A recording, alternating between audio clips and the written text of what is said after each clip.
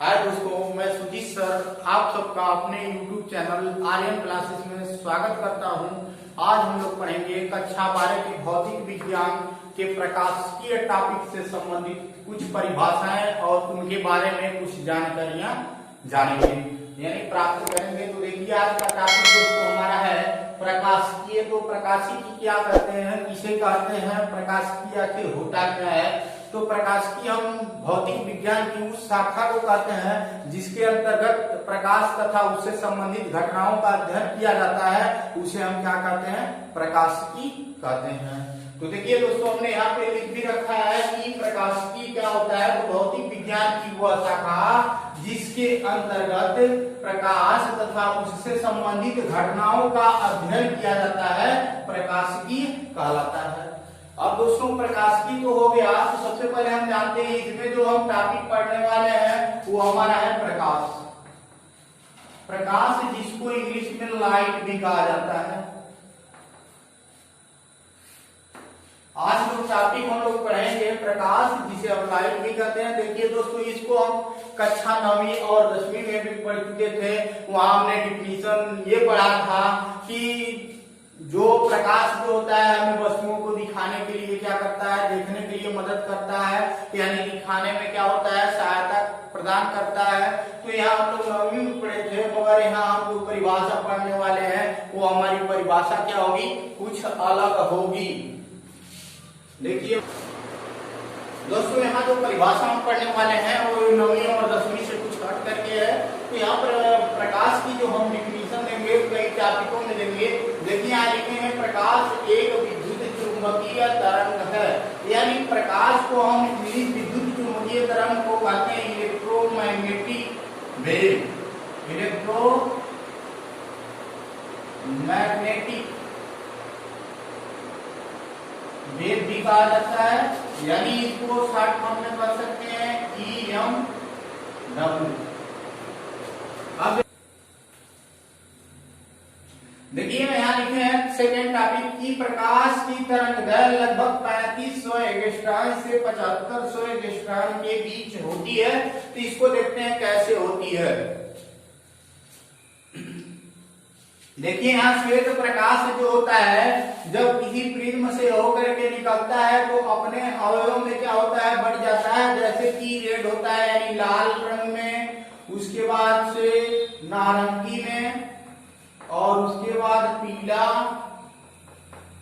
हरा, नीला,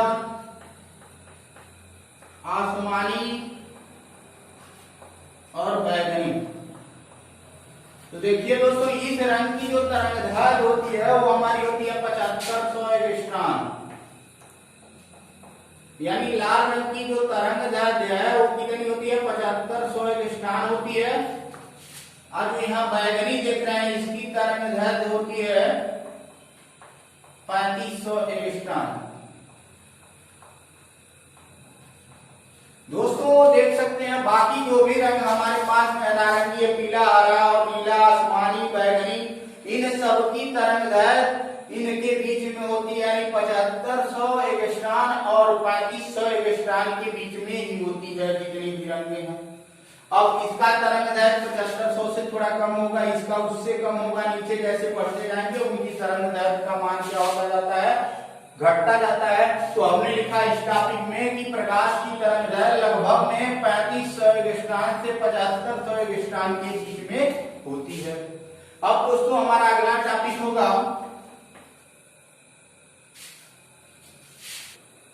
दोस्तों देखिए अगला है प्रकाश संचरण के लिए माध्यम की आवश्यकता नहीं होती।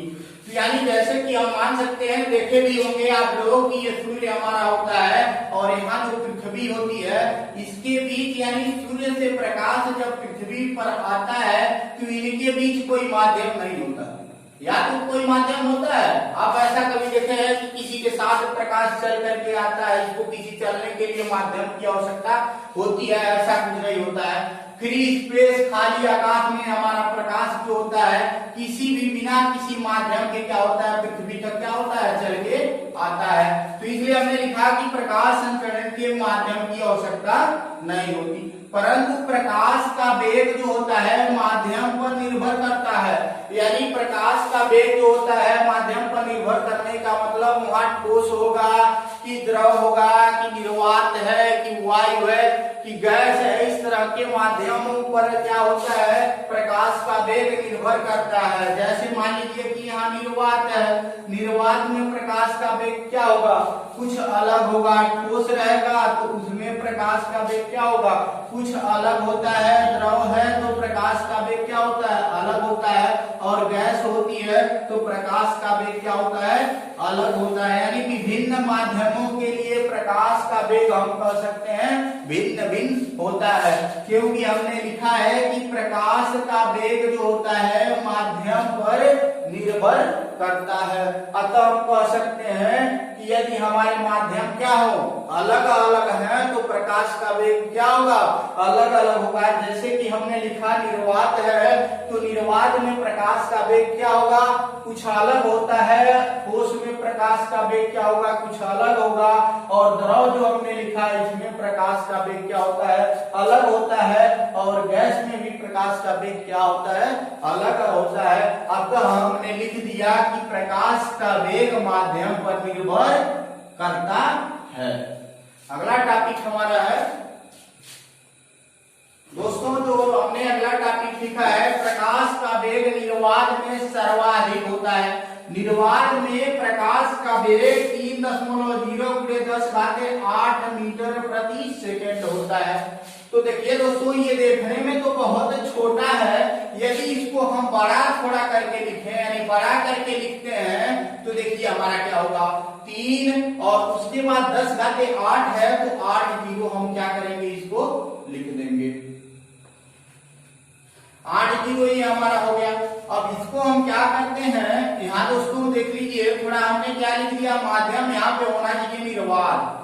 प्रकाश जो होता है निर्वात में सूर्य से पृथ्वी तक आता है।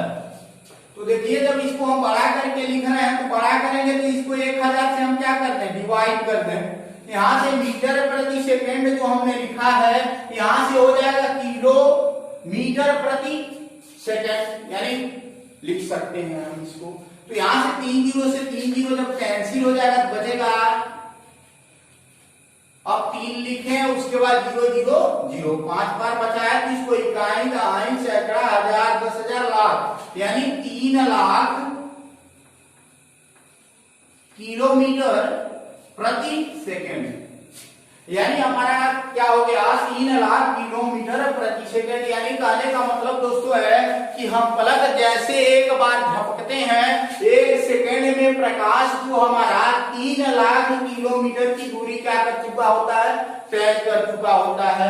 अतः हम देख सकते हैं कि सूर्य जो हमारा पृथ्वी से कितना बहुत अधिक दूर है। कैसे है कि मान लीजिए सूर्य से जो प्रकाश पृथ्वी पर आता है 8 मिनट और 24 सेकेंड में क्या होता है आता है, 8 मिनट 24 सेकेंड में पृथ्वी पर सूर्य का प्रकाश आता है। तो दोस्तों हमने बताया कि हमने पलक झपका और प्रकाश 3 लाख किलोमीटर दूरी चल चुका है। तो अतः हम गणना कर सकते हैं कि सूर्य हमसे बहुत अधिक दूर है, कल्पना भी कर सकते हैं या मान भी सकते हैं कि सूर्य हमसे कितना दूर है। यदि यही सूर्य यहाँ जो 8 मिनट 24 सेकेंड का समय लग रहा है यही हमारा 8 मिनट 23 सेकेंड का समय यदि लगता तो शायद हम सूर्य से जल करके क्या हो सकते हैं राख भी हो सकते हैं, यानी 3 लाख किलोमीटर हम पहले चले जाएंगे तो जल के राख हो सकते हैं। देखते हैं गर्मी का समय होता है थोड़ा सा टेम्परेचर हाई होता है तो हम लोग बर्दाश्त नहीं कर पाते, तो सोचिए 1 सेकेंड का यदि समय का अंतर हुआ तो हम 3 लाख किलोमीटर क्या हो जाएंगे पृथ्वी से पहले चले जाएंगे और सूर्य हमको क्या कर सकता है जला करके राख भी कर सकता है। तो देखिए दोस्तों हमने यहाँ प्रकाश के टॉपिक पे जो अध्ययन किया, यहाँ इंटर में जो मीडिएट में जो है क्या है हाई स्कूल और 10th क्लास से थोड़ा हट करके है। तो आगे अब इसके बारे में हम आगे देखते हैं क्या होता है। दोस्तों यहाँ जो है प्रकाशिकी अब हम पढ़ेंगे कि प्रकाशिकी हमारा 2 प्रकार का होता है। एक तो होता है हमारा किरण प्रकाशिकी और दूसरा हमारा होता है तरंग प्रकाशिकी। तो हम सबसे पहले ये टाइप दोस्तों है फर्स्ट हमारा जिसको हम पढ़ेंगे तो किरण प्रकाशिकी हम पढ़ेंगे यार। किरण प्रकाशिकी। किरण प्रकाशिकी में दोस्तों हम पढ़ेंगे कि प्रकाश जो होता है सरल रेखा में गमन करता है। प्रकाश सरल रेखा में गमन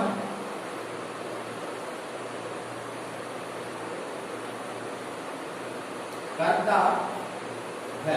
यानी दोस्तों कहने का मतलब जो प्रकाश होता है पृथ्वी से यानी सूर्य से पृथ्वी पर एकदम सीधे सरल रेखा में आता है। दूसरा पॉइंट है प्रकाश के सरल रेखी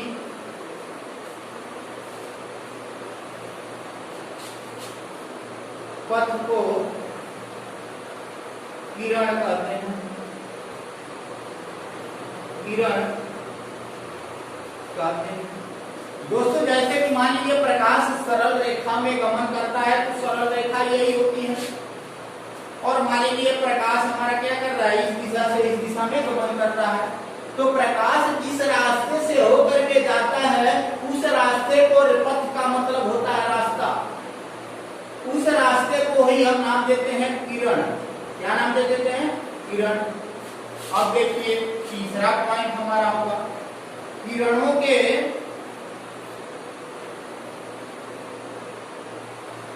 समूह को प्रकाश पुंज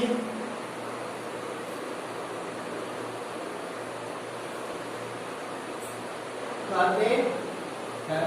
दोस्तों यानी बहुत सारी किरणों का समूह एक साथ चले। जैसे यहाँ एक किरण हमको दिख रहा है, यहाँ पे बहुत सारी किरणें हो जाए तो इसे हम क्या कहेंगे? प्रकाश पुंज कहेंगे। दोस्तों इसको हम नाम देते हैं प्रकाश पुंज।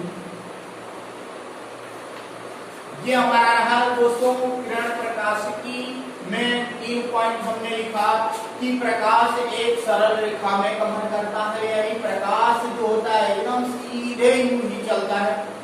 उसके बाद हमने दूसरा पॉइंट लिखा है कि प्रकाश के सरल रेखीय पथ को किरण कहते हैं।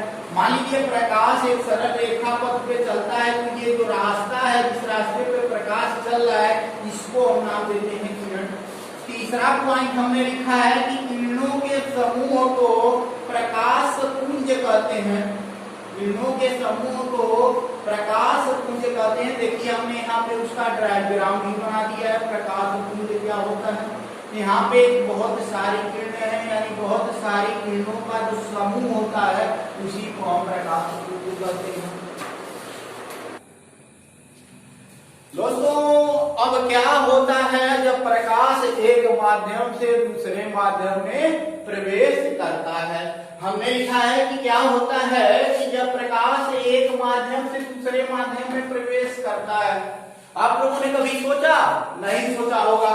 तो आज हम देखते हैं कि मान लीजिए कि यहाँ एक हमने पृथकारी पृष्ठ बना दिया, इधर को हमने माध्यम 1 रखा, ये हमारा माध्यम 1 हो गया, इधर क्या हो गया? माध्यम 2 हो गया। ये हमारा इसका नाम है पृथककारी पृष्ठ। पृथककारी पृष्ठ यानी कहने का मतलब है पृष्ठ है, यानी इधर का माध्यम 1 है, इधर का माध्यम 2 हो रहा है, और ये इसको क्या कर रहा है? बांटने का कार्य कर रहा है, यानी पृथक कर रहा है कि इधर वाला माध्यम 1 है, इधर वाला माध्यम 2। तो क्या होता है जब प्रकाश एक माध्यम से दूसरे माध्यम में प्रवेश करेगा तो यहाँ पे 3 घटनाएं घटित होती हैं। दोस्तों कितनी घटनाएं घटित होती हैं? 3 घटनाएं। पहला होता है कि प्रकाश पुनः उसी माध्यम में लौट आए। पहली घटना होती है दोस्तों कि प्रकाश पुनः उसी माध्यम में लौट आए। यानी मान लीजिए दोस्तों ये हमारा प्रकाश है, पृथकारी पृष्ठ पर क्या हुआ? आपतित हुआ। ये माध्यम 1 है, माध्यम 1 में क्या हो रहा है? पृथकारी पृष्ठ पर आ रहा है। अब पुनः इसी माध्यम में क्या होता है, वापस लौट आता है। ये हो गया, यानी जिस माध्यम में आया उसी माध्यम में क्या हुआ, वापस लौट आया। दूसरी घटना क्या होती है, प्रकाश एक माध्यम से दूसरे माध्यम में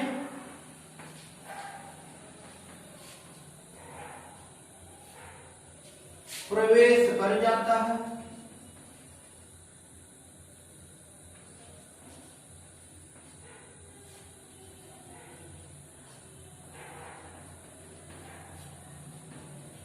और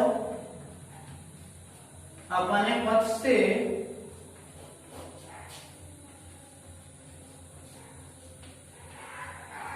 विचलित हो जाता है।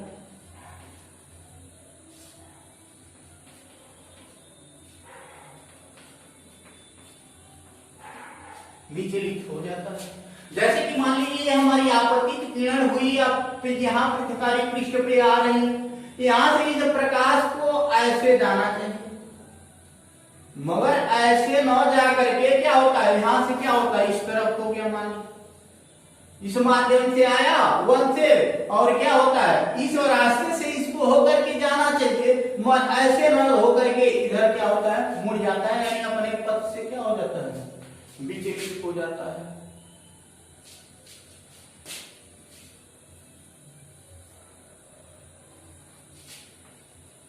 विचलित हो जाता है। तीसरा पॉइंट है प्रकाश पृथक्कारी पृष्ठ द्वारा अवशोषित हो जाता है, अवशोषित हो जाता है।